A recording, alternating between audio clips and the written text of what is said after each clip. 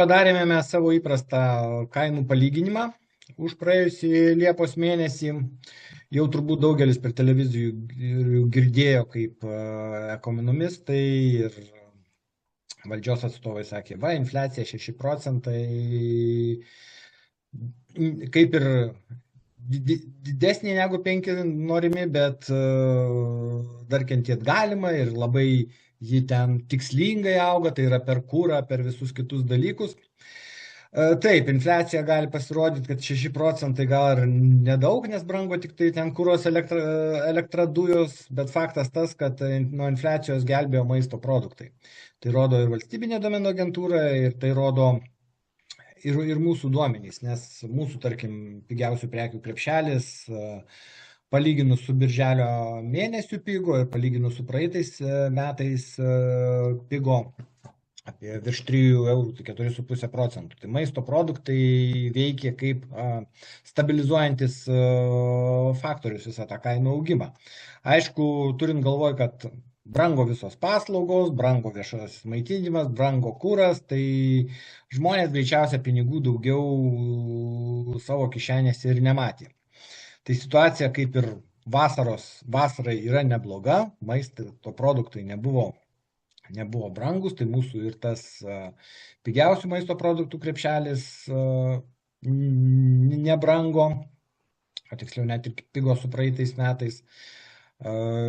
Tinklai taip pat, iš esmės, didelių kainų pokyčių reitinguose mes nematom, tik tai matom, kad Rimi šiek tiek agresyvėja, bet žiūrint į mūsų paskutinį vizitą Estijoje, kai pasilyginom kainas Rimi parduotuvėje ir čia, tai jų potencialas tikrai yra didesnis. Tai aišku, pirma lieka Maxima, antroji vietoje yra Rimi, trečioji vietoje yra Lidlas, ketvirtoji vietoje yra Rimi elektroninė parduotuvė, penktoji, šeštoji vietoje Iki, Norfa nusiritusi prieš paskutinę, o paskutinėje vietoje pagal pigiausių prekių krepšelio reitingė yra Barbora. Jeigu žiūrėti į žinomų prekių ženklų krepšelį, tai jis irgi yra pingantis ir pingantis jau praktiškai 6 mėnesiai iš eilės. Panašu, kad daugiausiai įtakos tam pigimui turėjo tas Maximos kainų nukalinėjimas, kai jie sumažino kainas.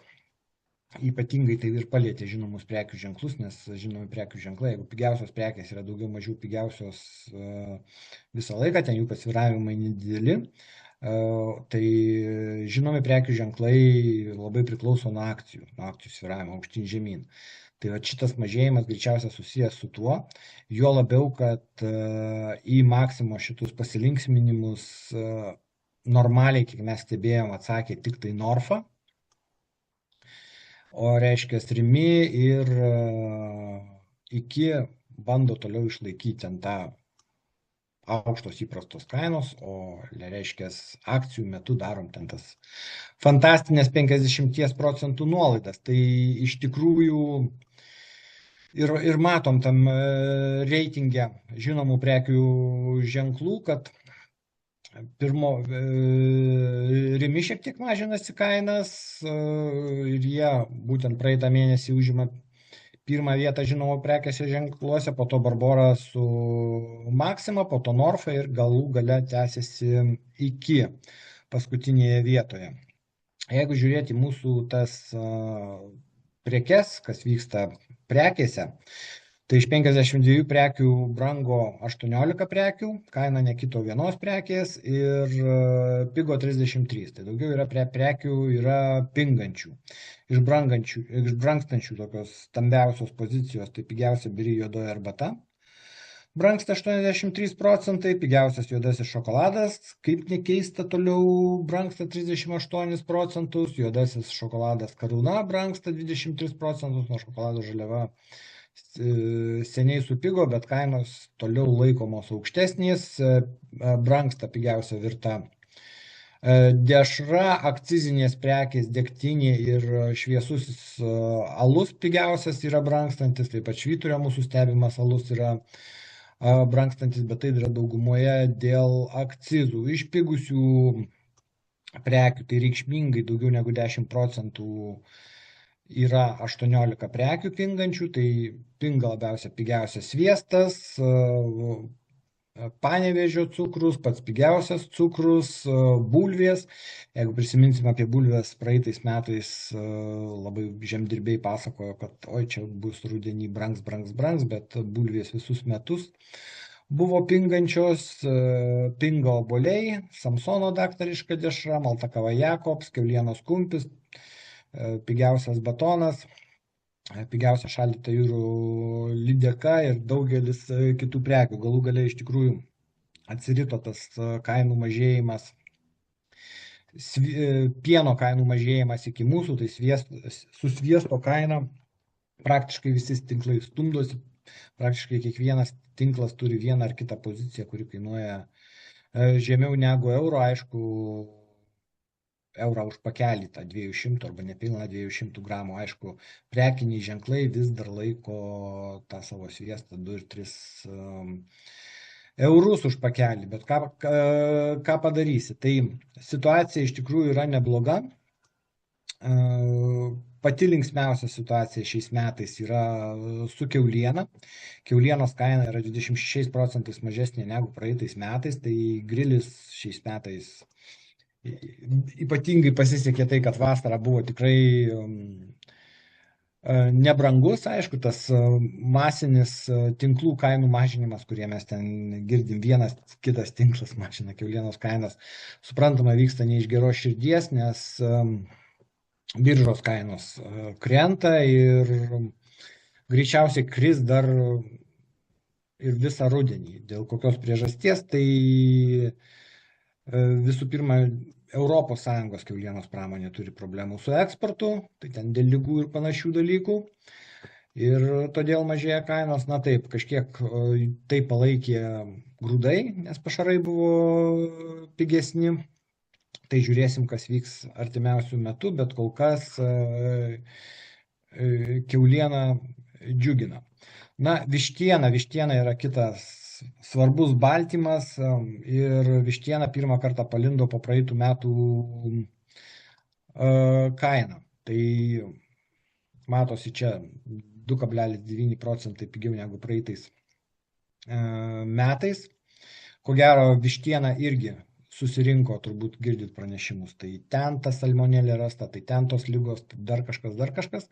Tai viena iš pagrindinių priežasčių bus tas, na ir kitos neatmeskim, kad žemėjanti kiaulienos kaina taip pat spaudžia kitą baltymų grupę, tai yra vištiena ir vištiena irgi pradėjo pigti. Klausimas, vėl grįšim prie to pačio, ar tai vyks ilgai. Kita svarbi prekė tai pienas, žaliavinis pienas iš tikrųjų pinga toliau. Lietuvoje bene daugiausia, tai yra 30% Lietuvoje, jeigu matosi lentelėje, tai yra žaliavinio pieno pigimų lyderis. Ir Lietuvoje pieno supirkimo kainos reikšmingai mažesnės už ES vidurkį. Ko gero, rudenį augintojai vėl kurs traktoriukus ir prie Seimo važiuot, kad išsimušt kokias nors kompensacijas. Na, kol kas galima pasakyti tik tiek, kad štai lentelėje rinkose, biržose sviestas, sūriai yra nupigę reikšmingai ir netgi žemiau 5 metų vidurkio. Tai vėlgi, mus kaip vartotojus tai džiugina, vėl turim tą pačią situaciją, jeigu pasižiūrėsit mūsų tą tyrimą detaliau, kad prekiniai ženklai netaip pinga, pigiausi produktai, kurie nesusiję su prekių ženklai, tai dažniausiai tinklų valdomi prekių ženklai pinga daugiau, na, bet vartotojui tai yra gera žinia. Dabar apie artimiausias perspektyvas. Na, vasarą jau, kiek šitos vasaros beliko, galima pasakyti tikrai, kad praeisim su žemesnėmis maisto produktų kainomis. Na, aišku, neskaitant akcizinių ir cukrinių geriamų maisto produktų. Nes kiek žiūrėjom, tai šiti produktai yra brangstantis, na, bet jie sudaro nelabai didelę vartojimo dalį. Aišku, vėl grįžtu prie to, kad pirkėjo piniginės turinys, jeigu susitaupė ant maisto, bus mažinamas padidėjusių kuro, energetikos ir paslaugų kainų. Bendrai augintojai ir gamintojai norėtų tas kainas kilstelt. Dėl kokios priežasties? Visos sąnaudos pas juos kyla ir jie norėtų pakelti ir mes girdim informacinėje erdvėje, kad pasakoja apie derlių, pasakoja apie sausrą. Iš tikrųjų dar nenuėjome visai derliaus, jau, kaip sakant, užsiima nuomonės formavimu, kad viskas brangs. Kaip ir praeitais metais mes girdėjome apie bulves ir daržovės, ojoj, ten lietus buvo, ten jo šlapios, ten viskas bulvytės supus ir panašiai, bet na, taip nebuvo ir bulvės pigo. Kitas dalykas, tai jiem neleidžia dalžyti tinklai, kurie dabar pasinėrė į tą, pavadinkim, galima jau pavadinti iš tikrųjų kainų karu, nes didelė komunikacija vyksta, mes pigiausi, pas mus kainos mažiausios, mes sumažinom tą, mes sumažinom aną.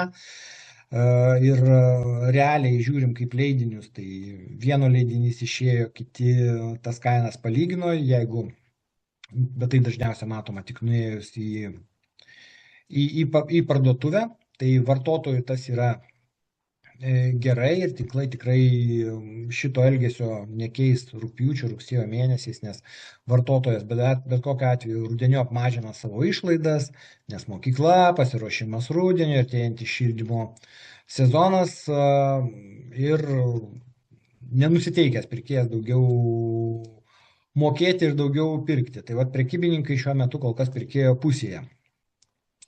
Ir ypatingai, kai maisto produktų kainos, kaip atkreipėm dėmesį, mažėja, tai norint susirinkti pinigų, jie turi daugiau parduoti. Tai va, ir jie komunikuoja šitą reklaminį triukšmą. Ir kitus viliotinius. Na, o tolimesnė situacija, tai va, džiaugiamės atseit nedidelė infliacija, bet rudeniop vis tiek maisto yra, arčiau žiemos maisto produktai įsijungs į tą kainų augimą dėl vienos paprastos priežasties, kad situacija yra neapibriešta. Ypatingai įtakos turi Rusijos ir Ukrainos konfliktas, jie didžiausiai yra grūdų eksportuotojai ir viena ir kita šalis. Jie dabar intensyviai vieni kitiem trukdo. Dėl kuro problemų ne faktas, kad Rusija sugebės nusiimti derlių. Ne faktas, kad Rusija leis Ukrainai išvežti savo aliejinės kultūras, grūdinės kultūras ir tai tikrai paspaus maisto produktų kainų rinką. Na, kai kurie gali pasakyti, taigi mes čia pas save auginamės ir panašiai, bet tai yra nelabai tiesa, nes mes pasaulinėje rinkoje ir jeigu, vaizdžiai kalbant, Rusija Ukraina negalės išvežti grūdų į Afriką, tai Afrika ieškos kažkur kitur ir tai kels kainas visame pasaulyje. Tai nuojautos iš tikrųjų nėra geros, nebent ten viskas staiga ims ir sustos tas konfliktas, kas tikrai abejotina. Ir jeigu rudenį, vasarą mes praeisim daugiau mažiau su maisto produktais lengvai, tai rudenį, vėlyvą ir žiemą jie gali prisipliusuoti prie kainų augimo. Na, bet, kaip sakant, gyvenam su šitą informaciją ir stebime toliau. O jeigu norite detaliai pasižiūrėti visus skaičius, tai eikit į nuorodą ir pasižiūrėkit visą šitą tyrimą detaliai, kiekvieną produktą, kas kam yra įdomu. Geros dienos.